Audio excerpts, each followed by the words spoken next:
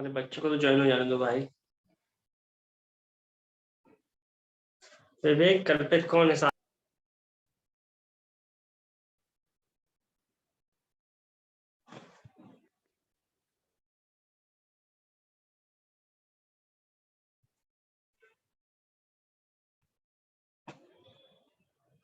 Topic बताया था, बात कर सकते हैं। हाँ, तो लास्ट क्लास में हम लोग बायोटेक्नोलॉजी के एप्लीकेशंस की बात कर रहे थे और हमने बायोटेक्नोलॉजी के एप्लीकेशंस में टीसीएस की बात करी थी, आरडीडी की प्रोसेस बताई थी जिसमें अपन ने सबसे पहले आइसोलेशन ऑफ डीएनए आता है, फिर रेस्ट्रिक्शन एंडोमेस्टी से अक्षर आता है जिससे हम डीएनए के फ्रेगमेंट्स ऑब्टेन करते हैं।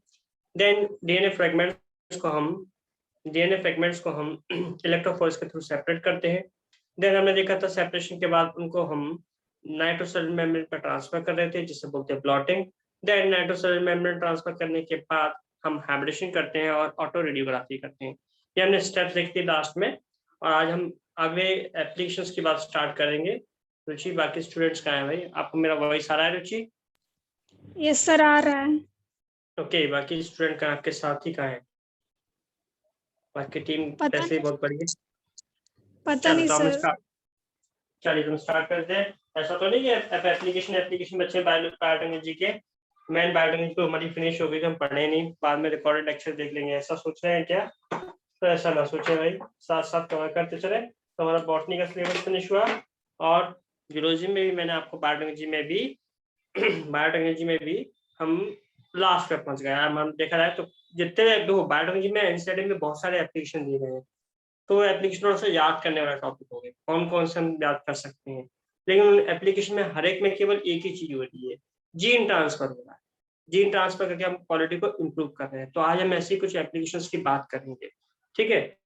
तो इसमें सबसे पहले जो मैं बात करने वाला हूँ, आज हम पढ़ते हुए आ रहे हैं फर्मेंटर। ध्यान देना, फर्मेंटर क्या होते हैं? जिसमें हम फर्मेंटेशन की प्रोसेस कराते हैं। फर्मेंटर जिसमें फर्मेंटेशन की प्रोसेस कराते हैं, इसका यूज इंडस्ट्रियल लेवल पर किया जाता है। बहुत सारी फूड इंडस्ट्री, फार्मा इंडस्ट्री और फार्मा इंडस्ट्री में फर्मेंटर का यूज करते हैं फर्मेंटेशन प्रोसेस को कराने के लिए, यानी कि फूड इंडस्ट्री और फार्मा इंडस्ट्री बेस्ड होती है फर्मेंटर पर। तो फर्मेंटर क्या होते हैं? हमने पढ़ा है कि जिसमें जनरली शुगर को C6 फर्मेंटेशन क्या होता है? शुगर को जब हम माइक्रो ऑर्गेनिज्म की प्रेजेंस में C2H5OH या लैक्टिक एसिड बनाए, लैक्टिक एसिड, तो इस प्रोसेस को क्या बोलते हैं? फर्मेंटेशन। तो इंडस्ट्रियल लेवल पे आप जो देखोगे फूड इंडस्ट्री में, फार्मा इंडस्ट्री में, तो बहुत बड़े बड़े चैम्बर होते हैं लोहे के, जिनमें फर्मेंटेशन की प्रोसेस कराते हैं। कौन सी प्रोसेस कराते हैं? फर्मेंटेशन की। अब ये फर्मेंटेशन की प्रोसेस जिन एपरेटस में की जा रही है, उन एपरेटस को बोलते हैं अपन फर्मेंटर। क्या बोलते हैं? फर्मेंटर। जैसे फर्मेंटर में आप देखोगे तो इस तरीके से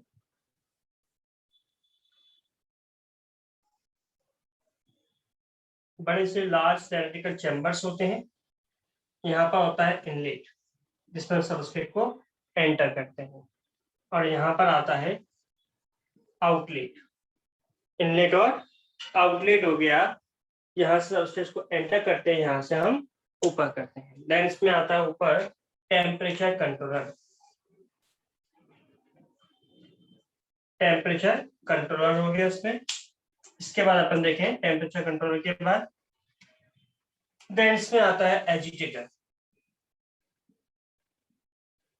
जी क्या हो गया? एजिटेटर।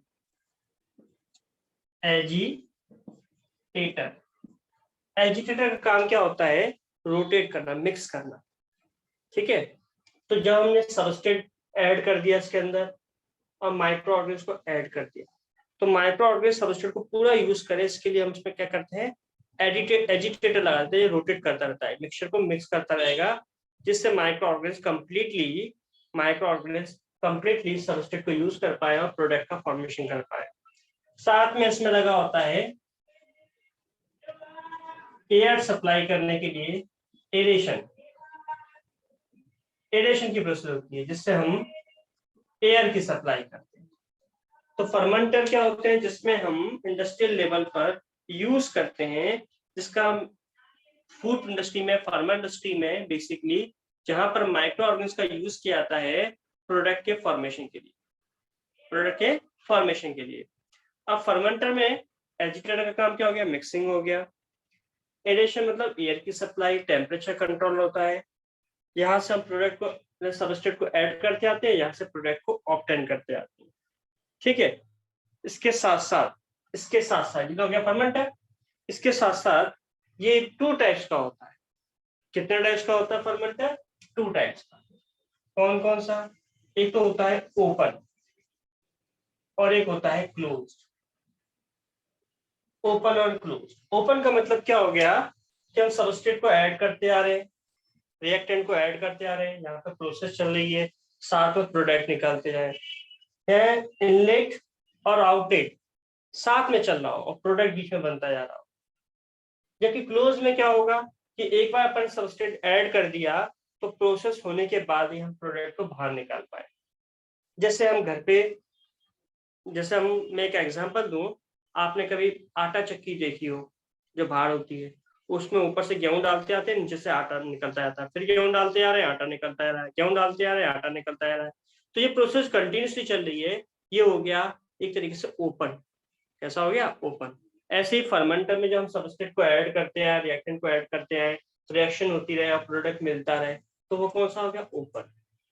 लेकिन घरों में मिक्सी होती है, उस मिक्सी में हमने कोई चीज पीसी, तो हम ऐसा नहीं कर सकते डालते हैं पीस के रखते हैं। हम क्या करेंगे, पहले उसको डाल देंगे, फिर ढक्कन लगा देंगे और पिस जाएगा तब बाहर निकालेंगे, फिर दोबारा भरेंगे, फिर क्लोज कर दिया, फिर पिस गया तो बाहर निकाल दिया। तो जब ब्रेक में प्रोसेस हो रही है क्लोज टाइप की, तो उसे क्या बोला गया? Close system. तो फर्मेंटर भी 2 टाइप्स के होते हैं, ओपन फर्मेंटर और क्लोज फर्मेंटर। अब फर्मेंटर की सारी बात हमने देखी, लेकिन इंडस्ट्रियल लेवल पर जब फर्मेंटर का यूज होता है तो ऐसे फर्मेंटर, ध्यान देना, ऐसे फर्मेंटर जिनमें, मेरी बात ध्यान सुनिएगा, जिनमें सारे पैरामीटर कंट्रोल कंडीशन में होते हैं, यानी all the parameters in fermenter are control.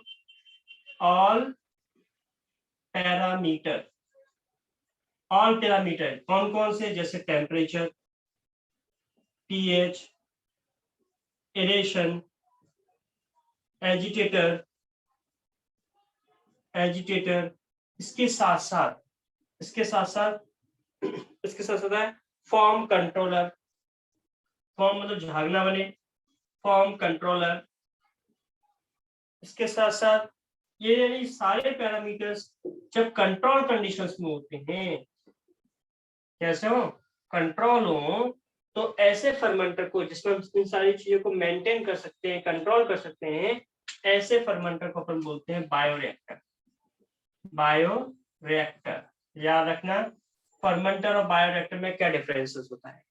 तो फर्मेंटर में सारी प्रोसेस कैसे होती है? अनकंट्रोल रहती है, जबकि जब सारे पैरामीटर फर्मेंटर में कंट्रोल कंडीशन में आ जाए, हम टेम्परेचर कंट्रोल कर सकते हैं, हम फॉर्म को यानी झाग बनने की प्रोसेस कंट्रोल कर सकते हैं, प्लस पीएच को एडजस्ट कर सकते हैं। तो ऐसे फर्मेंटर को अपन क्या बोलते हैं? बायोरिएक्टर। ये भी 2 टाइप्स के हो गए। जब कंटिन्यूअस प्रोसेस चलती आ रही है तो ओपन बायोरिएक्टर हो गए, जब डिसकंटिन्यूअस प्रोसेस चलती है तो क्लोज बायोरिएक्टर हो गए। यहाँ तक क्लियर हो गया रुचि? सर ये बायोरिएक्टर फर्मेंटर का ही टाइप है? हाँ बेटा, टाइप नहीं है, ऐसे फर्मेंटर जिसमें सारी चीजें कंट्रोल हो। कौन सी चीजें? टेम्परेचर, पीएच, एरेशन, एजिटेटर, एंटीफर्मेंट। ये फर्मेंटर में कंट्रोल नहीं हो सकते। फर्मेंटर में जैसा टेम्परेचर है वैसे ही चलता रहेगा, एरेशन जैसा हो रहा है वैसे ही होता रहेगा। लेकिन जब इनको हम कंट्रोल कर सकते हैं, फर्मेंटर की मॉडिफाइड फॉर्म कौन सी होगी? बायोरिएक्टर। ठीक है ना, जिसमें हम सारे पैरामीटर्स को क्या कर सकते हैं? अपने अकॉर्डिंग चेंज कर सकते हैं, तो उसे बोलते हैं बायोरिएक्टर। क्लियर हो गया? Yes sir. ओके। अब ध्यान देना, जब मैं इंडस्ट्रियल लेवल पर कोई भी काम करूं, मान लो फर्मेंटर में या बायोरिएक्टर में कोई मेडिसिन बना रहा हूँ, एंटीबायोटिक बना रहा हूँ, या कोई फ्रूट प्रोडक्ट बना रहा हूँ, तो ये प्रोडक्ट बनता है, क्या मिल गया? प्रोडक्ट मिल गया। अब उस प्रोडक्ट को मैं क्या करूंगा? सबसे पहले प्रोडक्ट को सेपरेशन चलेगा, यानी जो हमें प्रोडक्ट मिला है उसको हम फर्मेंटर से या बायोरिएक्टर से अलग करेंगे। यानी पहली स्टेप आती है सेपरेशन। सेपरेट करने के बाद उसको साफ करूंगा, यानी कि प्यूरिफिकेशन। सेकंड स्टेप कौन सी आ गई? प्यूरिफिकेशन। साफ करने के बाद इसमें मैं बेसिकली साफ करने के बाद इसमें सुटेबल प्रिजर्वेटिव ऐड करूंगा, जिससे बोलते हैं फॉर्मुलेशन। फॉर्मुलेशन फॉर्मुलेशन का मतलब क्या हो गया? आप देखो, कोई भी चाहे चॉकलेट क्यों ना हो, बिस्किट क्यों ना हो, या कोई भी फूड प्रोडक्ट हो, या कोई भी कॉस्मेटिक हो, उसकी एक निश्चित एक्सपायरी डेट होती है, यानी इस टाइम तक उसको यूज कर लेना है, पर्टिकुलर टाइम तक। जब तक क्योंकि जब तक उसको यूज नहीं करेंगे उसके एक्सपायरी डेट से पहले, तो खराब नहीं होगा, लेकिन एक्सपायरी डेट के बाद जैसे ही पहुंचेगा वो खराब हो जाएगा। तो एक्सपायरी डेट से पहले खराब क्यों नहीं हो रहा? तो इसमें प्रिजर्वेटिव मिले होते हैं। तो थर्ड स्टेप में फॉर्मुलेशन में क्या करते हैं? Addition of preservative. Addition of preservative, याद रखना। एडिशन ऑफ प्रिजर्वेटिव यानी क्या हो गया? फॉर्मुलेशन। इसके बाद आता है जो भी हमने प्रोडक्ट बनाया है उसको हमने सेपरेट कर लिया, उसको प्यूरिफाई कर लिया, उसमें प्रिजर्वेटिव ऐड कर दिए। क्या ऐड कर दिए? प्रिजर्वेटिव ऐड कर दिए। देन फाइनली हम देखते हैं उसकी क्वालिटी कंट्रोल, यानी कोई भी फूड इंडस्ट्री हो, फार्मा इंडस्ट्री हो, कॉस्मेटिक इंडस्ट्री हो, लास्ट स्टेप्स में कौन सा आता है? क्वालिटी कंट्रोल यानी क्यूसी। क्वालिटी कंट्रोल यानी टेस्टिंग। क्यूसी मतलब टेस्टिंग, यानी हमारा जो प्रोडक्ट बनाए हैं ये सही बनाए कि नहीं, इसे बोलते हैं क्वालिटी कंट्रोल। टेस्टिंग यानी सेपरेशन हो गया, प्यूरिफिकेशन हो गया, फॉर्मुलेशन हो गया, और टेस्टिंग हो गई। फाइनली अब इस प्रोडक्ट को, जो भी प्रोडक्ट हमने बनाया है इंडस्ट्री के थ्रू, उसको मार्केट में सप्लाई करते हैं। तो इन सारी स्टेप को, नीट में बेहद इंपॉर्टेंट बात आ गई, इन सारी स्टेप्स को कंबाइंडली अपन बोलते हैं डाउनस्ट्रीम प्रोसेसिंग। बहुत इंपॉर्टेंट हो गया। डाउनस्ट्रीम प्रोसेसिंग क्या होती है? यानी कि प्रोडक्ट को ऑब्टेन करना, प्रोडक्ट को प्राप्त करना, उसका सेपरेशन करना, उसका प्यूरिफिकेशन करना, उसका फॉर्मुलेशन करना, उसकी क्वालिटी कंट्रोल टेस्टिंग करना, देन मार्केट में या उसको सप्लाई करना। इस होल प्रोसेस को बोलते हैं डाउनस्ट्रीम प्रोसेसिंग। बहुत इंपॉर्टेंट है। यानी कि डाउनस्ट्रीम प्रोसेसिंग में हम नोट कर सकते हैं all the process to which, downstream processing में नोट करेंगे हम all the process to which a product is subjected to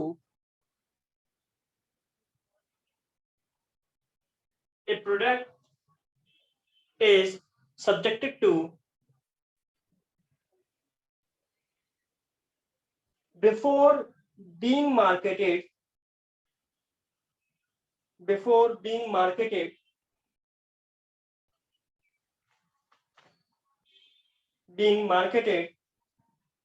as a finished product,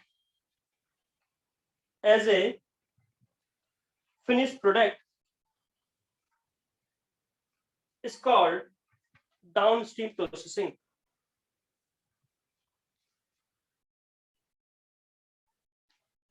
It's called downstream processing. चलिए, तो ये हमारी डाउनस्ट्रीम प्रोसेसिंग की बात हो गई। अब इसके बाद नेक्स्ट आता है बीटी कॉटन की बात, यानी कि ये एक और एप्लीकेशन हो गया बायोटेक्नोलॉजी का। क्लियर हो गया इंडस्ट्रियल लेवल का बायोटेक्नोलॉजी का एप्लीकेशन बेटा? Yes sir. ओके, देन अगला हमें देखना है, अगला एप्लीकेशन जो बहुत इंपॉर्टेंट है, बीटी कॉटन।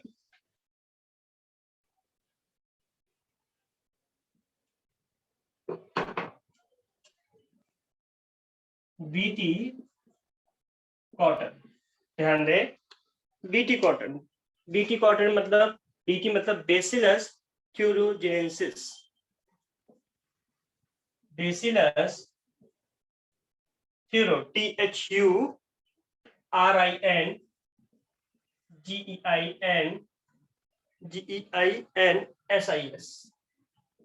ये एक बैक्टीरिया है बेसिलस थ्यूरोजेनेसिस। ध्यान सुनिएगा, ये एक बैक्टीरिया है जिसे बोलते हैं बेसिलस थ्यूरोजेनेसिस। ये एक टॉक्सिक प्रोटीन का फॉर्मेशन करता है। कौन सी प्रोटीन? जिसे प्रोटोटॉक्सिन बोलते हैं। यानी इस बैक्टीरिया में प्रोटॉक्सिन बनती है। प्रोटॉक्सिन ये टॉक्सिक प्रोटीन है लेकिन इनएक्टिव फॉर्म में होती है। यानी इस बैक्टीरिया में एक जीन प्रेजेंट होता है, ये जीन कौन सी प्रोटीन बनाता है? प्रोटॉक्सिन, जो इनएक्टिव फॉर्म में होती है। ठीक है ना? यानी इस बैक्टीरिया में बैसिलस thuringiensis में एक जीन प्रेजेंट है, ये जीन एक प्रोटीन बनाता है जिसे बोलते हैं प्रोटॉक्सिन, जो इनएक्टिव प्रोटीन होती है और क्रिस्टल फॉर्म में होती है। किस फॉर्म में होती है? क्रिस्टल फॉर्म में। जब ये प्रोटीन, ध्यान सुनना, जब ये प्रोटीन किसी इंसेक्ट के कांटेक्ट में आती है, यानी इंसेक्ट जब इस प्रोटीन को खा लेता है, यानी बैक्टीरिया के जीन के थ्रू ये प्रोटीन बनी और इस प्रोटीन को इंटेक कर लिया किसी इंसेक्ट ने खा लिया, तो ये प्रोटीन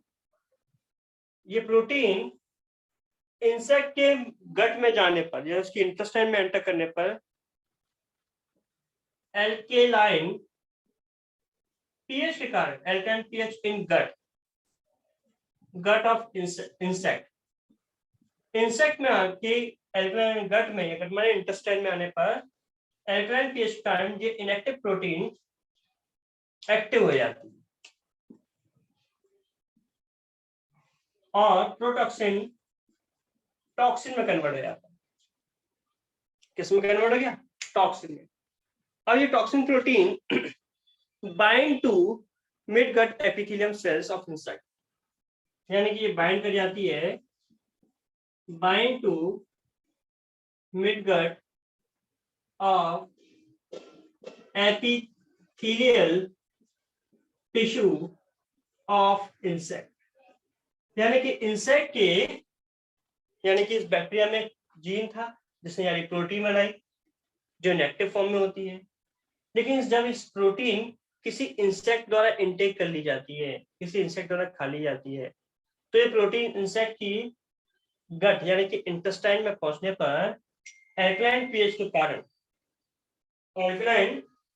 कारण टॉक्सिक हो जाती है, यानी पहले इनएक्टिव फॉर्म में थी लेकिन इंसेक्ट के अंदर जाकर वो टॉक्सिक हो गई और बैक्टीरिया की एपिथेलियल टिश्यू से को एंटर करके इसको डिस्ट्रॉय कर देती है, यानी कि फाइनली इंसेक्ट की डेथ हो जाती है, इंसेक्ट की डेथ हो गई। तो साइंटिस्टों ने देखा ये तो बहुत ही अच्छी प्रोटीन है, तो इस प्रोटीन के लिए साइंटिस्टों ने क्या किया, इस प्रोटीन के लिए रिस्पॉन्सिबल जीन होता है। साइंटिस्टों ने इस जीन को ढूंढा तो देखा ये जीन मिल रहा है बैसिलस thuringiensis बैक्टीरिया में। तो साइंटिस्टों ने क्या किया, ध्यान से ना, बहुत सिंपल सी बात है, बुक्स में समझ नहीं आती। साइंटिस्टों ने क्या किया कि बैसिलस thuringiensis के डीएनए निकाल के डीएनए से याली जीन को आइसोलेट कर दिया और इस जीन को एज ए टीडीएनए या टारगेट डीएनए के रूप में यूज किया। हम जानते हैं ये जीन रही और ये जोड़ दिया इसको किसके साथ? वेक्टर के साथ में,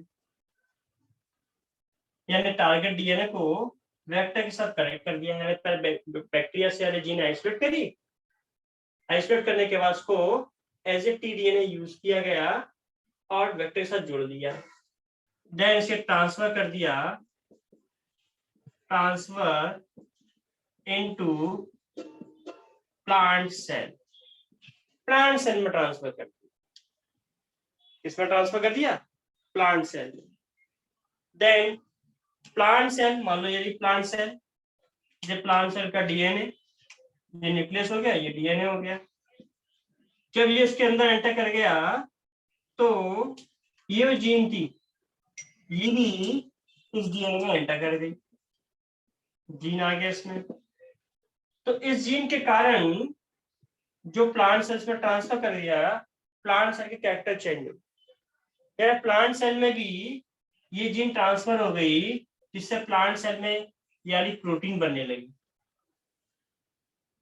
यानी जीन हमने वेक्टर के थ्रू किसमें ट्रांसफर कर दिया? प्लांट सेल में।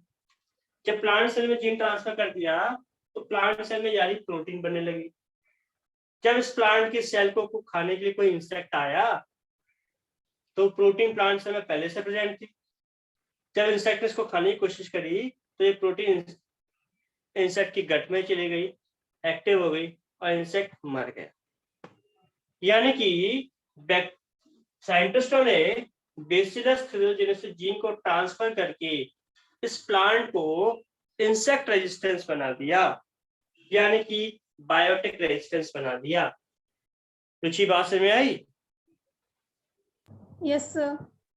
बड़ा बहुत इंपॉर्टेंट है, बुक्स में समझ में नहीं आती क्या चल रहा है। मैंने आपको बहुत सिंपल बता दी कि बेसिलस थ्रियोजेनेसिस जीन को वेक्टर के थ्रू ट्रांसफर करके प्लांट को इंसेक्ट रेजिस्टेंस बना दिया।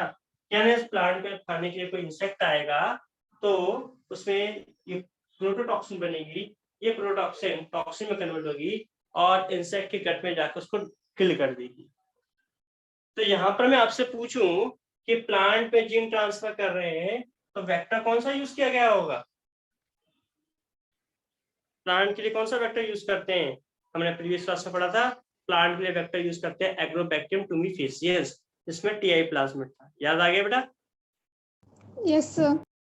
ओके, तो बेटा ये बीटी कॉटन यानी कि बेसिलस थ्रियोजेनेसिस कॉटन, यानी मैंने आपको स्टार्टिंग में बताया था कि हमारे इंडिया में कॉटन का बहुत यूज होता है। तो कॉटन को बायोटिक रेजिस्टेंस बनाएगा। कैसे बनाएगा ये आपने आज देख लिया कि बायोटिक रेजिस्टेंस बनाए, उसको इंसेक्ट रेजिस्टेंस बना दिया गया। नोट कर लीजिए। तो एक अगला इंपॉर्टेंट क्वेश्चन आ गया। अब ये जो जीन थी, इस जीन का भी नाम हमें नीट में पूछा जाता है। ये जीन है क्रे जीन। ये 2 टाइप्स की हो सकती है, क्रे फर्स्ट एसी, क्रे फर्स्ट एसी और क्रे फर्स्ट एसी के साथ साथ क्रे सेकंड एबी भी है इसमें, क्रे सेकंड एबी। और सेकंड नंबर पे आती है क्रे CHCRY, क्रे फर्स्ट एबी, फर्स्ट एबी। ये 2 जीन, यानी ये जीन मैंने बताई, ये 2 तरह की हो सकती है, क्रे फर्स्ट एसी और क्रे फर्स्ट एबी। एसी और एबी एक ही में आ रहे हैं। तो यहाँ पे रखना, ये बॉलमोन डिसीज कोर्स करते हैं, बॉलमोन डिसीज करती यानी जीन, जबकि ये कॉर्न बोरेल आपको नोट्स में मिलेगा, एनसीईआरटी में मिलेगा, कॉर्नल डिसीज के लिए रिस्पॉन्सिबल है। तो फाइनली कॉटन को अपन ने जीन ट्रांसफर करके रेजिस्टेंस बना दिया। क्या बना दिया? रेजिस्टेंस। याद रखिएगा, इंपॉर्टेंट पॉइंट हो गया। देन इसके बाद नेक्स्ट आता है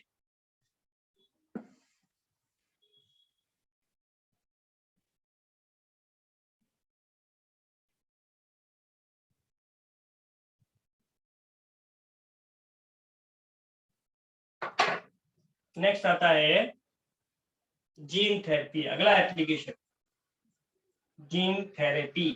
तो जितने एप्लीकेशन पढ़ेंगे उतना ज्यादा फायदा, लेकिन सब में एक ही चीज हो रही है, जीन ट्रांसफर। तो जीन थेरेपी क्या होती है? किसी ऑर्गेनिज्म, जनरली एनिमल्स में होता है ये, जब कोई डिफेक्टिव या एबनॉर्मल जीन, मान लो किसी के ऑर्गेनिज्म में कोई जीन डिफेक्ट हो गया या एबनॉर्मल हो गया म्यूटेशन के कारण, तो जब कोई डिफेक्टिव या एबनॉर्मल जीन को हम नॉर्मल जीन से यानी कि फंक्शनल जीन से रिप्लेस करते हैं, बदलते हैं, तो उसे बोलते हैं जीन थेरेपी। यानी जीन थेरेपी क्या है? व्हेन एबनॉर्मल और non functional gene are replaced by functional और normal gene is called as gene therapy. क्या बोलते हैं बेटा? Gene therapy. यहां तक क्लियर हो गया? जीन थेरेपी डेफिनेशन नोट कर सकते हैं। When A non-functional or abnormal gene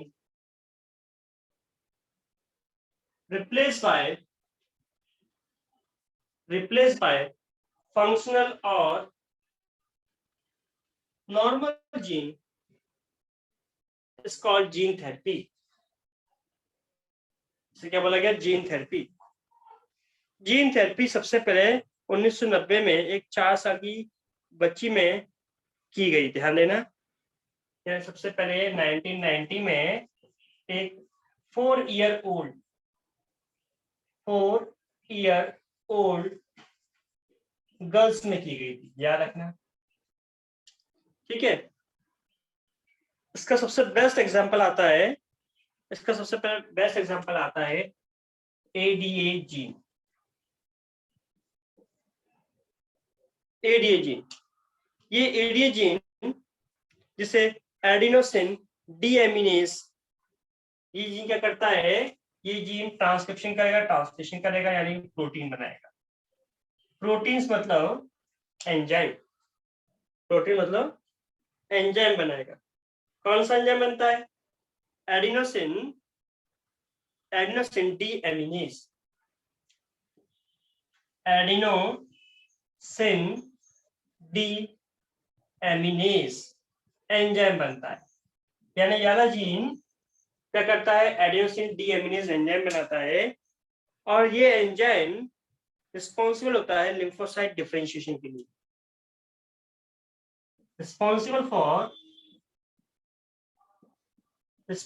for lymphocyte differentiation। जब जियोलॉजी में लिम्फोसाइट डिफरेंशिएशन पढ़ते हैं तो आपने पढ़ा होगा लिम्फोसाइट डिफरेंशिएट होती है तो 2 टाइप की सेल्स बनाती है। कौन कौन सी? बी लिम्फोसाइट्स और टी लिम्फोसाइट, यानी बी सेल्स और टी सेल्स। ये बी सेल्स फर्दर डिवाइडेड होती है तो क्या बनाती है? मेमोरी सेल्स और प्लाज्मा सेल्स। ये जियोलॉजी में आपने पढ़ा होगा। यही प्लाज्मा सेल्स हमारी बॉडी में फाइनली क्या बनाती हैं? एंटीबॉडीज। यानी हमारी बॉडी में जो एंटीबॉडीज बनती है उनको कौन बनाता है? डब्ल्यूबीसी। कौन सी डब्ल्यूबीसी? लिम्फोसाइट्स। कौन सी लिम्फोसाइट्स? B lymphocytes. लिम्फोसाइट्स की कौन सी? Plasma cells. तो एग्जैक्टली क्लियर चाहिए। तो ये क्या चल रहा है? लिम्फोसाइट डिफरेंशिएशन चल रहा है। तो ये लिम्फोसाइट डिफरेंशिएशन जो चल रहा है, इसके लिए मेन एंजाइम कौन सा रिस्पॉन्सिबल होता है? Adenosine deaminase enzyme. अब इस एंजाइम का फॉर्मेशन कौन सा जीन करता है? ADA gene. कौन सा करता है? ADA gene. जब ये जीन डिफेक्टिव हो जाता है, मान लो ये जीन डिफेक्टिव हो गया, सपोज कोई कैसा हो गया? एबनॉर्मल, एबनॉर्मल हो गया यानी कि नॉन फंक्शनिंग हो गया, तो यानी प्रोटीन नहीं बनेगी, यानी एंजाइम नहीं बनेगा, और लिम्फोसाइट का डिफरेंशिएशन नहीं होगा। तो उस केस में इस जीन को रिप्लेस किया जाता है। ठीक है ना? कैसे रिप्लेस करेंगे? हमें मालूम है, एनिमल वायरस हम पढ़ चुके हैं, यानी कि एनिमल वेक्टर से पढ़ चुके हैं। कैसे? रेट्रोवायरस के, रेट्रो वायरस के थ्रू हम जीन रिप्लेस करते हैं। और ये जीन रिप्लेस की प्रोसेस मेनली, यानी कि जीन थेरेपी की process bone marrow and enzyme transplantation से यूज की जाती है। एंजाइम ट्रांसप्लांटेशन में सबसे ज्यादा यूज की जाती है। तो जीन थेरेपी क्या है? आप देख सकते हो, व्हेन एबनॉर्मल और नॉन फंक्शनल जीन को हम रिप्लेस कर दें नॉर्मल जीन से, तो उसे बोलते हैं जीन थेरेपी। जीन थेरेपी की प्रोसेस सबसे पहले 1990 में एक 4 साल की बच्ची में की गई, उसके 4 साल की बच्ची में की गई, उसके बोन मैरो को ट्रांसपोर्ट करके। तो यहाँ पर एक एग्जांपल दिया गया है, जैसे एडिनोसिन डीएमिनेज एंजाइम जिसका फॉर्मेशन एडीए जीन से हो रहा है, ये लिम्फोसाइट डिफरेंशिएशन के लिए जरूरी होता है। लेकिन जब ये जीन में कोई डिफेक्ट आ जाए तो लिम्फोसाइट का डिफरेंशिएशन नहीं हो पाता। जब लिम्फोसाइट का डिफरेंशिएशन नहीं हो पाएगा तो ध्यान दीजिएगा, हमारा डिफेंस सिस्टम वीक हो जाएगा। क्या रहेगा? डिफेंस सिस्टम वीक हो जाता है, इसलिए इस जीन को रिप्लेस करते हैं। तो चीज क्लियर हो गया बेटा? Yes sir. नोट कर लीजिए, ये भी बहुत इंपॉर्टेंट है। देन इसके बाद नेक्स्ट आता है इंसुलिन का एग्जांपल। यानी बहुत जितने सब एग्जांपल में हम एक ही चीज कर रहे हैं कि हम जीन ट्रांसफर करते हैं। क्या करते हैं? जीन ट्रांसफर करते हैं। उसका नेक्स्ट एग्जांपल मैं आपके लिए देख रहा हूं, कौन सा वाला? इंसुलिन का। ओके,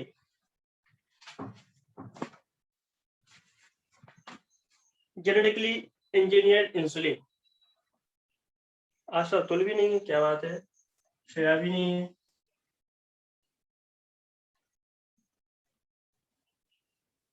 लिंक कब आई थी बेटा आपके पास? सर 9:30 तक आ गई थी। 9:30 पे आ गई थी ना, फिर भी बच्चे नहीं है, क्या बात है। चलिए, तो सबसे पहले अपन देखें, अब इंसुलिन की बात करें। इंसुलिन आपको मालूम है, जो डायबिटिक पेशेंट होते हैं उन्हें इंसुलिन दी जाती है। हमारी बॉडी में भी पैंक्रियास की बीटा सेल्स इंसुलिन का फॉर्मेशन करती हैं, जो हमारी बॉडी में शुगर लेवल को कम करता है, ठीक है ना। अब जो हमारी बॉडी में इंसुलिन का फॉर्मेशन हो रहा है, इंसुलिन के हार्मोन, ठीक है, और इसका फॉर्मेशन भी किसी न किसी जीन पर डिपेंडेंट होता है। यानी हमारी बॉडी में इंसुलिन बन रही है, उसके लिए भी रिस्पॉन्सिबल हमारी बॉडी में क्या होंगे, जीन होते हैं। हमारी बॉडी में जो इंसुलिन होती है, ध्यान देना, वो 21 अमीनो एसिड से मिलकर बनी होती है। यानी इंसुलिन क्या प्रोटीन, इंसुलिन है क्या प्रोटीन, इसमें 51 अमीनो एसिड्स होते हैं। कितने अमीनो एसिड्स होते हैं? 51 अमीनो एसिड। और बेसिकली 2 चेन से मिलकर बनी होती है, जिसमें ए चेन में होते हैं, ए चेन में होते हैं 21 अमीनो एसिड्स, और दूसरी चेन जुड़ी होती है इससे, बी चेन, बी चेन, इसमें होते हैं 30 अमीनो एसिड्स। तो हमारी में बॉडी में जो इंसुलिन है वो 21 अमीनो एसिड से मिलकर बनी होती है, जिसमें ए और बी चेन होती है। ए चेन में हम देखें तो 21 अमीनो एसिड्स होते हैं, बी चेन में 30 अमीनो एसिड्स होते हैं, और ये दोनों चेन आपस में डाइसल्फाइड बॉन्ड से कनेक्ट रहती है। कौन से बॉन्ड से कनेक्ट रहती है? डाइसल्फाइड बॉन्ड, बॉन्ड से कनेक्ट रहती है। तो ये मैंने आपको जो बताया ये एक्टिव फॉर्म, कैसी फॉर्म है? एक्टिव फॉर्म इंसुलिन की। लेकिन जब हमारी बॉडी में इंसुलिन का फॉर्मेशन होता है तो ये इनएक्टिव फॉर्म से बनी होती है, तो एक्टिव फॉर्म हो गई। तो इसका फॉर्मेशन किससे होता है? इनएक्टिव फॉर्म से। इनएक्टिव फॉर्म में ए चेन और बी चेन के बीच में एक एक्स्ट्रा चेन होती है जिसे बोलते हैं सी चेन, जिसमें 33 अमीनो एसिड्स होते हैं। यानी कि ये इनएक्टिव फॉर्म एक्टिव फॉर्म में कन्वर्ट होती है। तो इनएक्टिव इंसुलिन और एक्टिव इंसुलिन में डिफरेंस क्या है? इनएक्टिव इंसुलिन में एक एक्स्ट्रा सी चेन होती है जिसमें 33 अमीनो एसिड्स होते हैं। कितने होते हैं? 33 अमीनो एसिड्स, याद रखिएगा। तो इन 33 अमीनो एसिड्स के कारण ये रिमूव होते हैं और ये फिर एक्टिव फॉर्म में कन्वर्ट हो जाती है। किसमें कन्वर्ट हो जाती है? Active form. 1983 में एक अमेरिकन कंपनी थी इलियो लिली। 1983 में अमेरिकन कंपनी थी जिसका नाम था इली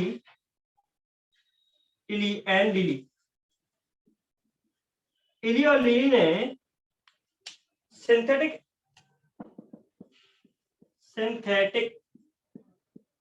इंसुलिन का फॉर्मेशन किया। किसका फॉर्मेशन किया? सिंथेटिक इंसुलिन का।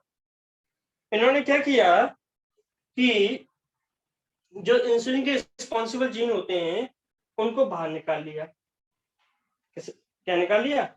बाहर निकाल लिया, और बैक्टीरिया प्लाज्मिड का यूज करके इसे ट्रांसफर कर दिया बैक्टीरिया में, और बैक्टीरिया में इसकी कॉपी तैयार करी। क्या तैयार करी? कॉपी। और कई सारी इंसुलिन का फॉर्मेशन कर लिया। तो इंडस्ट्रियल लेवल पर सिंथेटिक इंसुलिन किसने बनाई? अमेरिकन कंपनी इलियो लिली ने 1983 में। अब इसका देखो, हर एक डायबिटिक पेशेंट को इंसुलिन की इतनी जरूरत होती है कि नहीं? ये शुगर लेवल को डाउन करता है। जियोलॉजी में आप पढ़ते हो बहुत डिटेल में इसके बारे में। तो इंसुलिन का प्रोडक्शन भी बायोटेक्नोलॉजी की एक इंपॉर्टेंट डिस्कवरी आती है, याद रखिएगा। तो ये इंसुलिन की बात हुई। यहाँ पर हमने देखा कि यहाँ पर अमेरिकन कंपनी ने सिंथेटिक इंसुलिन का फॉर्मेशन किया। जीन थेरेपी हो गया, बीटी कॉटन हो गया, इसके साथ साथ हमने पहले जेनेटिक मॉडिफाइड क्रॉप ऑलरेडी पढ़ चुके हैं। लास्ट क्लास में मैंने आपको पीसीआर बताया ही था, कौन सा होता था पीसीआर। इसके बाद नेक्स्ट आता है हमारा, ध्यान दें, स्टेम सेल टेक्नोलॉजी। बायोटेक्नोलॉजी का अगला principle stem cell technology.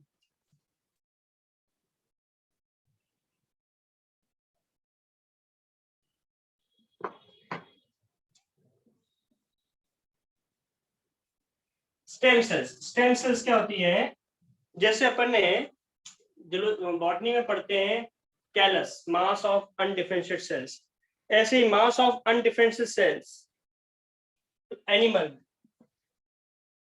Mass of undifferentiated cells, mass of undifferentiated cells, which is capable to unlimited proliferation and differentiation into proper cells.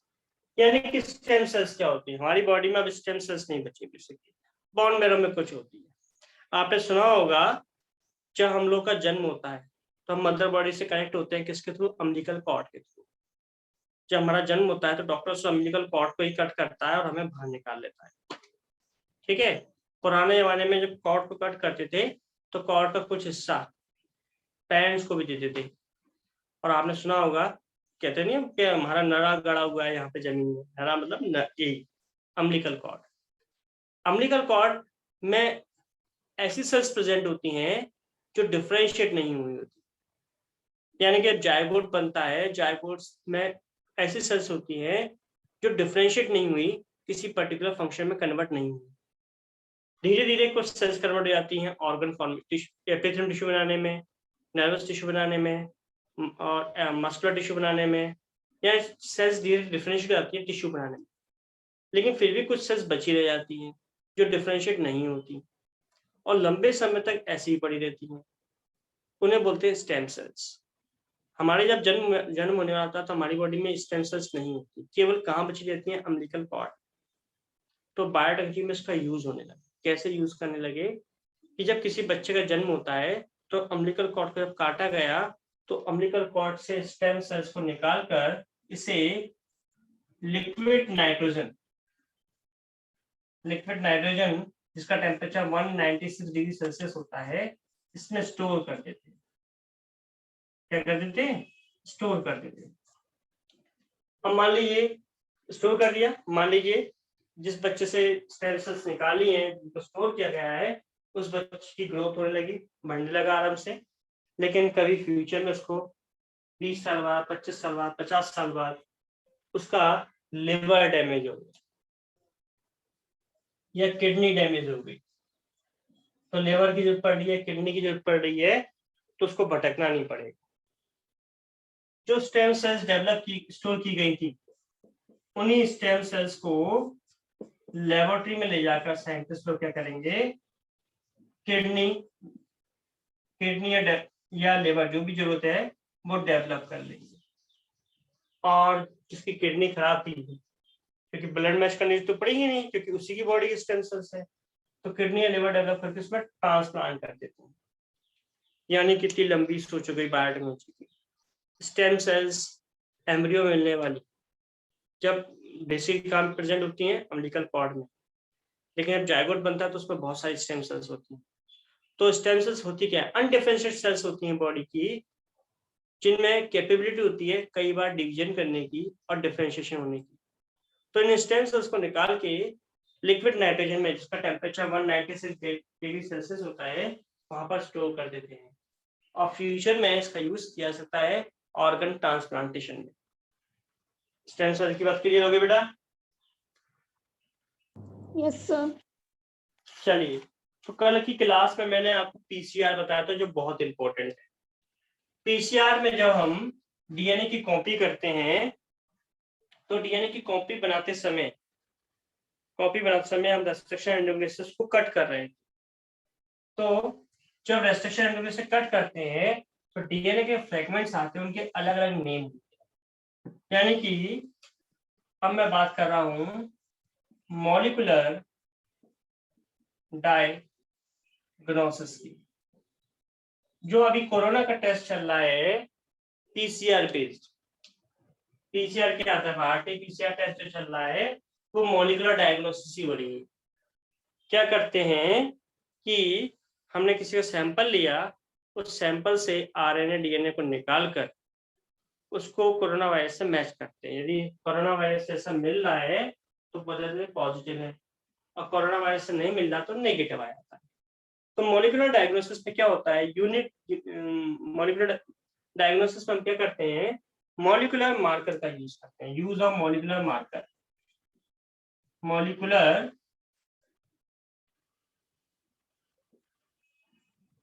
Marker का यूज करते हैं। अब मॉलिक्यूलर मार्कर क्या होता है, unique genetic property use for detection. Molecular marker क्या होते हैं, विच हैव, नोट कर सकते हो, which have unique molecular property,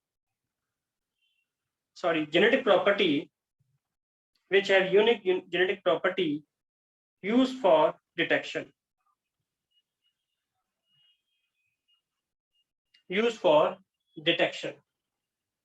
याद रखिएगा डिटेक्शन के यूज किए जाते हैं।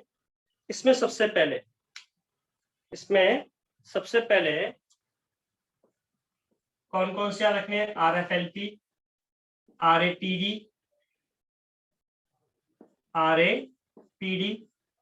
और AFLP।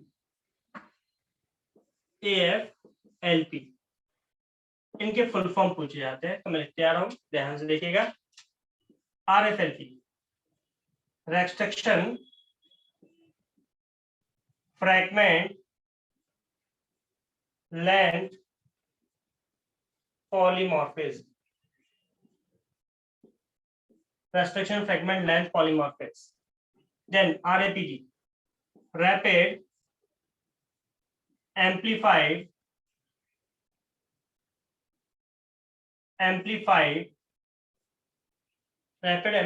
polymorphic DNA,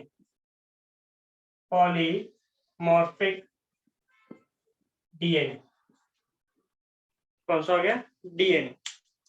देन इसके बाद नेक्स्ट आता है RFLP। RFLP होता है amplified fragment length polymorphism, amplified fragment length polymorphism, कौन सा हो गया, यानी कि इन सबके नीट में फुल फॉर्म पूछे जाते हैं, तो सबका हमें फुल फॉर्म मालूम होनी चाहिए। दूसरी बात ये मालूम होनी चाहिए इन सबका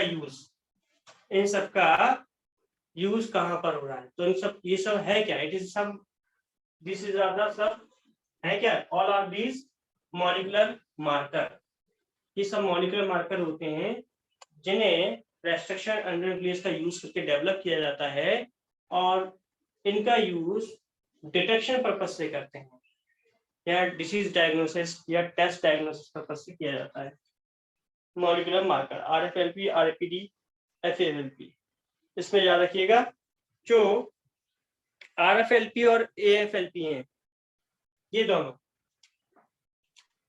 ये और ये दोनों हाइब्रिडाइजेशन बेस्ड मार्कर बोले जाते हैं।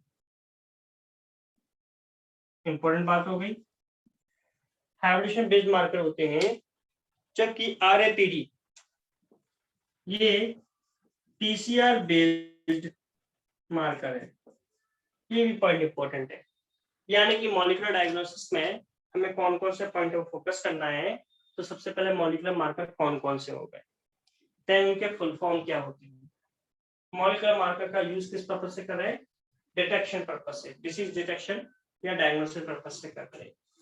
जिसमें AFLP और RFLP ये हाइब्रिडेशन बेस्ड पर मार्कर होते हैं, यानी हाइब्रिडेशन टेक्नोलॉजी का यूज किया जाता है। इसमें हाइब्रिडेशन पहले पढ़ चुके हैं, ब्लॉटिंग हमने ये पढ़ी थी। देन क्योंकि PCR बेस्ड मार्कर होता है RAPD, कौन सा आता है, RAPD। तो ये अपन ने बात कर ली किसकी, मॉलिक्यूलर मार्कर की। अब ध्यान देना, ऐसे मैं बात करूं कि जैसे मैं बात करूं कि मान लीजिए मैं बायोटेक्नोलॉजिस्ट हूं, कोई रिसर्च कर रहा हूं, तो रिसर्च करने के लिए मुझे खूब सारा पैसा चाहिए होता है।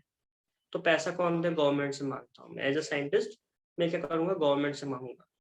मैंने गवर्नमेंट को लिख के भेजा एक प्रोजेक्ट, जिसमें बोला मैं इस माइक्रो ऑर्गेनिज्म को डेवलप करना चाहता हूँ, इसके कई सारे बेनिफिट्स हैं। तो गवर्नमेंट मेरे प्रोजेक्ट को चेक करेगी कि सही है कि नहीं, इसका फायदा कितना है, कितना खर्चा आ रहा है, जो माइक्रो ऑर्गेनिज्म डेवलप किया जा रहा है इससे किसी को नुकसान तो नहीं होगा, मानव जाति के नुकसान तो नहीं है। तो जो पेपर डॉक्यूमेंटेशन वर्क चलता है, इससे बोलते हैं, यानी कि कोई जेनेटिक इंजीनियरिंग में या बायोलॉजी में कोई रिसर्च की जाती है, तो जो पेपर वर्क चल रहा है, प्रोजेक्ट को इश्यू कराना, प्रोजेक्ट पे काम करना, उसका क्या बेनिफिट है, उसके क्या लॉस हो सकते हैं, उससे कितनी वैरायटी डेवलप कर सकते हैं, ये सब किसमें आता है? इथिकल इश्यू में आता है। इथिकल इश्यू याद रखना। और इथिकल इश्यूज को पास करने के लिए जेनेटिक इंजीनियरिंग अप्रूवल कमेटी यानी जीईएसी यानी कि मैंने कोई प्रोजेक्ट बनाया बायोटेक्नोलॉजी में कि मैं एक माइक्रो ऑर्गेनिज्म को डेवलप कर रहा हूँ। ये माइक्रो ऑर्गेनिज्म, ध्यान सुनना, ये माइक्रो ऑर्गेनिज्म से जो भी प्रोडक्ट मिलेगा उसको मानव जाति को बहुत सुधार होगा। ये तो मैंने कह दिया, लेकिन गवर्नमेंट को चेक करती है कि कहीं नुकसान तो नहीं होगा, कितना खर्चा आएगा, कौन कौन सी प्रोसेस यूज की जाएगी, कौन से केमिकल यूज किए जाएंगे, तब मेरा प्रोजेक्ट सैंक्शन होता है। तो प्रोजेक्ट कौन सैंक्शन करेगा? जीएसी यानी बायोटेक्नोलॉजी में जितनी भी रिसर्च चल रही है उसको कौन अप्रूव करता है? Genetic engineering approval committee. तो बेटा आपको इसका फुल फॉर्म नहीं पूछा जाता है, genetic engineering approval committee, GEAC, genetic engineering approval committee. अब मान लो मैंने कोई माइक्रो ऑर्गेनिज्म यानी कोई बैक्टीरिया ऐसा डेवलप कर लिया, जीन ट्रांसफर करके बैक्टीरिया डेवलप कर लिया, जीन ट्रांसफर करके, जिसका बहुत ज्यादा इकोनॉमिक इंपॉर्टेंस है। यानी ये इंडस्ट्रियल लेवल पर ऐसा बैक्टीरिया मैंने तैयार कर लिया, जिस बैक्टीरिया का मैं इंडस्ट्रियल लेवल पे यूज कर रहा हूँ, तो मुझे प्रोडक्ट बहुत अच्छा मिल रहा है, प्रोडक्ट की क्वालिटी भी ज्यादा है और प्रोडक्ट का प्रोडक्शन भी ज्यादा हो रहा है, यानी कि क्वांटिटी भी बढ़ रही है। तो इस बैक्टीरिया का कितना अच्छा इंपॉर्टेंस है। अब मैं जो भी इस बैक्टीरिया को यूज करेगा, मान लो मैंने डेवलप किया है, आप कहीं यूज कर रहे हैं, कोई और दूसरा यूज करेगा अपनी लेबोरेटरी में, तो उससे जितना भी आपको इकोनॉमिक बेनिफिट होगा उसकी रॉयल्टी आप मुझे दोगे। यानी जो भी आपको पैसा मिल रहा है, बेनिफिट्स मिल रहा है, उसका कुछ हिस्सा मुझे भी जाएगा, क्योंकि मैंने इसको डेवलप किया है। तो ये कैसे प्रूफ होगा कि मैंने काम किया है?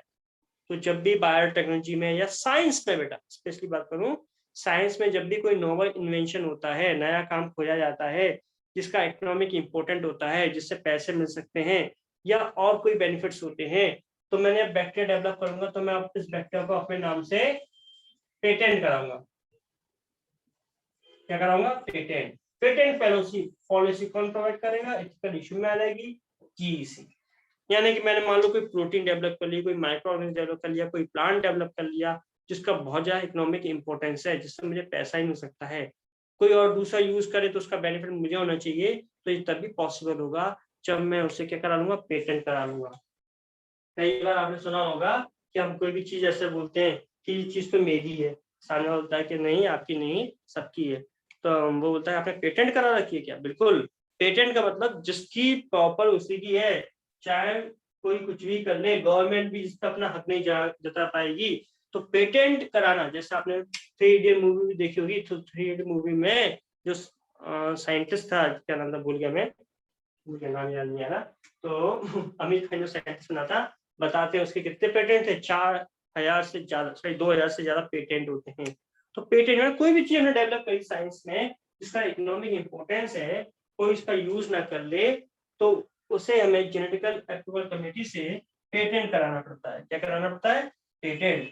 और जब वो पेटेंट हो जाता है तो कोई उसका यूज नहीं कर सकता, यदि करेगा तो वो उसका बेनिफिट्स मुझे देगा। ठीक है। अब मान लो कोई इसका यूज कर रहा है मेरी बिना परमिशन के, और मुझे मेरी बिना परमिशन के यूज भी कर रहा है और मुझे उसका बेनिफिट्स भी नहीं मिल रहा, तो उससे क्या बोलते हैं, बायोपायरेसी। बायोपायरेसी, बायोटेक्नोलॉजी का लास्ट टॉपिक हो गया ये बायोपायरेसी। यानी कि बायो मतलब बायोटेक्नोलॉजी का जो प्रोडक्ट है, बायोटेक्नोलॉजी जो प्रोडक्ट है उसकी पायरेसी कर ली, उसकी कॉपी कर ली, एग्जैक्टली वो नहीं है लेकिन उसकी कॉपी कर ली, तो उसे बोला जाता है बायोपायरेसी। हमने देखा होगा बहुत सारी फिल्मों की पायरेसी डेवलप हो जाती है, यानी सीडी आ गई पिक्चर रिलीज होने से पहले, पायरेसी, पायरेसी मतलब डुप्लीकेट कॉपी उसकी, तो इसलिए पेटेंट कराना जरूरी होता है। तो बायोपायरेसी क्या है, बायोपायरेसी को हम नोट कर सकते हैं, नोट करेंगे बायोपायरेसी में। Biopiracy is defined as the use of bioresources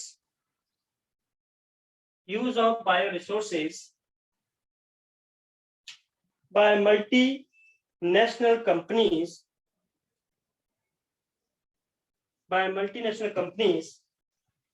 and other organizations, multinational company and other organizations without proper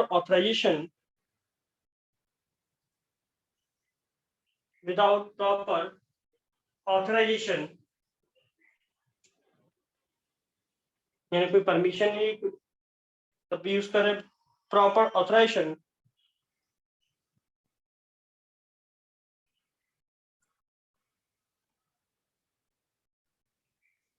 without proper authorization, यानी बिना परमिशन के ही मेरे प्रोडक्ट को किसी कंपनी द्वारा, मल्टीनेशनल कंपनी द्वारा या किसी ऑर्गेनाइजेशन के द्वारा यूज किया जाए तो उसे क्या बोलते हैं, बायोपायरेसी। तो ये सारी बातें क्लियर हो गई? Yes sir. तो बायोटेक्नोलॉजी समझ आ गई हमने क्या पढ़ा बायोटेक्नोलॉजी में?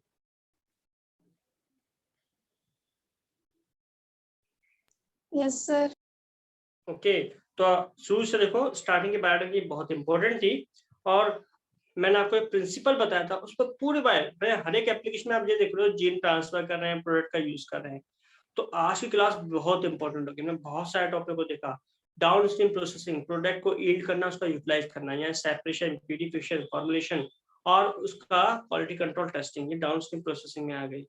तो यहाँ पर हमने इंसुलिन का एग्जाम्पल, जीन थेरेपी का एग्जाम्पल, इंसुलिन का एग्जाम्पल और जीन थेरेपी, जो जीन थेरेपी का एग्जाम्पल दिया था मैंने आपको, उसका डिसीज का नाम और नोट कर लेना, SCID, SCID, जिसमें अपन एम्ब्रियो ADA जीन को ट्रांसफर करते हैं, इसे बोलते हैं सर्व कंबाइंड इम्यून डेफिशिएंसी सिंड्रोम। याद रखना SCID, जो मैंने आपको जीन थेरेपी के बारे में बताया था, लिम्फोसाइट डिफरेंशिएशन वाला, जीन थेरेपी में बताया था, उसको डिसीजन भी नोट कर लीजिएगा यदि। तो ये हो गया SCID की बात। तो इस तरीके से हमारी बायोटेक्नोलॉजी फिनिश हुई, ठीक है। तो हमने बॉटनी फिनिश करी थी। कल मैंने आपको एक हार्मोन से रिलेटेड हमारा जो लेक्चर छूटा हुआ था कि हार्मोन का कौन कौन से यूज होते हैं, ऑक्सिन, जिबरेलिन, साइटोकाइन, उसका मैंने लेक्चर आपको सेंड किया था। थ्योरिकल वाला है जिसमें नोट करने वाला पॉइंट ज्यादा है, इसलिए मैंने सेंड किया वो आपको। रुचि, आपने नोट पढ़ लिया था बेटा वो? सर अभी नहीं देखा।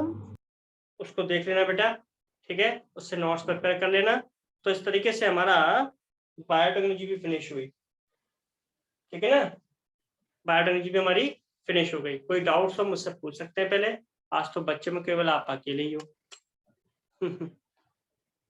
और कोई डाउट हो मुझसे पूछ सकते हैं बेटा, किसी तरह का। सर क्लोनिंग वेक्टर और एक्सप्रेशन वेक्टर में एक बार एक डिफरेंस बता दीजिए। मैंने बताया था क्लोनिंग वेक्टर क्या होते हैं, जिनका ऐसे वेक्टर जिनका यूज क्लोन प्रिपरेशन के लिए करते हैं। क्लोन प्रिपरेशन का मतलब क्या हो गया, मान लो ये होस्ट सेल हो गई, ये होस्ट का DNA हो गया, अब इसमें मैंने ये वेक्टर ट्रांसफर किया है और ये हो गया टारगेट DNA, ठीक है। तब जब होस्ट सेल्स में वेक्टर के थ्रू टारगेट DNA की कॉपी बना रहा हूं, उसे बोलते हैं क्लोन बना रहा हूं, तो उसे बोलते हैं क्लोनिंग वेक्टर। जैसे थोड़ी देर पहले मैंने इंसुलिन का एग्जांपल दिया, साइंटिस्टों ने क्या किया, इंसुलिन की रिस्पॉन्सिबल जो जीन होते हैं उन्हें बाहर निकाल लिया, ठीक है, और उन जीन को वेक्टर के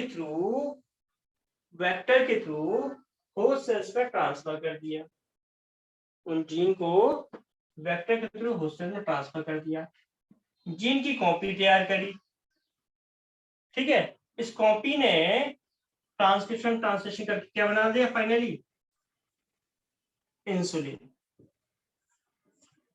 तो इंडस्ट्रियल लेवल पर इंसुलिन जब हम प्रिपेयर करते हैं तो क्लोनिंग वेक्टर के थ्रू ही करते हैं, ठीक है। सेकंड क्या हो गया, मान लीजिए ये होस्ट है, ये होस्ट का डीएनए हो गया, मैंने इस पर वेक्टर ट्रांसफर कर दिया, ये वेक्टर में टारगेट डीएनए आ गया, देन ये टारगेट डीएनए कुछ टाइम बाद होस्ट सेल के डीएनए से इनकॉर्पोरेट कर गया, यानी कि फ्यूज कर गया। तब अब होस्ट में नया डीएनए आ गया, तो होस्ट में नया डीएनए आ गया तो उसकी क्वालिटी चेंज हो गई। क्यों? जब होस्ट का डीएनए में नया डीएनए जुड़ गया तब जो जीन एक्सप्रेशन जो करेगा, जीन एक्सप्रेशन यानी यदि ट्रांसक्रिप्शन करेगा, ट्रांसलेशन करेगा, तो बनने वाली प्रोटीन भी क्या हो जाएगी, चेंज हो गई। क्यों चेंज हो गई? क्योंकि इसमें नया डीएनए आ गया। तो जब वेक्टर का यूज जीन एक्सप्रेशन में किया जा रहा है तो ऐसे वेक्टर को अपन बोलते हैं एक्सप्रेशन वेक्टर। क्लियर हो गया बेटा? Yes sir. ओके, तो रुचि आपका लास्ट ईयर 12th हुआ था ना? Yes sir. ओके, तो आप क्रैश कोर्स के स्टूडेंट हो ना? No sir. अच्छा, रेगुलर ड्रॉपर बैच के स्टूडेंट रहे ना? Yes sir. ओके, तो बेटा कोई डाउट तो नहीं है, सबको समझ में आ गई? यस सर, क्लियर है अभी तो हमने पूरी बॉटनी फिनिश करी, plant physiology, plant anatomy, photosynthesis, respiration, classification, जो मैंने सबसे पहले डिफिकल्ट टॉपिक से क्लासिफिकेशन से स्टार्ट किया था, ये सारे टॉपिक पढ़ लेना बेटा। कोई डाउट्स आए तो मुझसे पूछ सकते हो। तो इस तरीके से हमारा बॉटनी और बायोटेक्नोलॉजी पूरी फिनिश हुई बेटा, ठीक है ना? चलिए, तो उसके प्रैक्टिस कीजिएगा, जो क्वेश्चन बताते गए हैं, कल का जो लेक्चर सेंड किया था उसको प्रिपेयर कर लीजिएगा। चलिए, तो आज की क्लास कितना काफी है। थैंक यू बेटा, bye. Thank you sir. Bye बेटा, पढ़ लीजिएगा सब कुछ।